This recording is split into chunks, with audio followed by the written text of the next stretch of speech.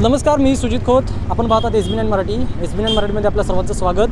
आज सांगली जिल्हाधिकारी कार्यालय या ठिकाणी दलित महासंघाच्या माध्यमातून महाराष्ट्र राज्यातील जे काय 18,000 शाळा हे निषेध करत दलित महासंघाचे उत्तमदादा मोहिते व त्यांचे सर्व संघटनेचे सर्व पदाधिकारी यांच्या माध्यमातून आज सांगली या ठिकाणी आज मोर्चाचं आयोजन केलं आहे. त्यांची प्रतिक्रिया आपण थोडक्यात जाणून घेऊया. दादा नमस्ते.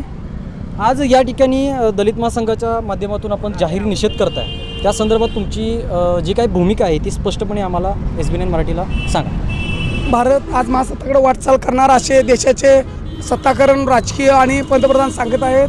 आणि या सत्ताकरणासाठी महासत्ताकरणासाठी देशाला शिक्षणाची गरज आहे.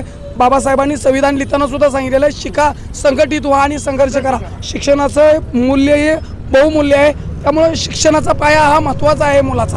आणि आज या मला वाटते महाराष्ट्रातल्या महासत्ताकडे जाणार असं आम्हाला वाटत असता. बहुजन समाजाची मुलं या ज्या 18,000 शासन मान्यता शाळा आहेत प्राथमिक, त्या शाळेत मी सरकारच्या शाळेत प्राथमिक बहुजन समाजाची मागासवर्गीय समाजाची मुलं शिकत आहेत. आणि ही या सरकारच्या डोक्यात मला वाटते त्यांच्या जे शिक्षण मंत्री आहेत त्यांच्या आडनावाप्रमाणे ते वागत आहेत. त्यांच्या डोक्यात काय मला माहीत नाही, पण त्यांनी जे वागले ते चुकीचं वागले.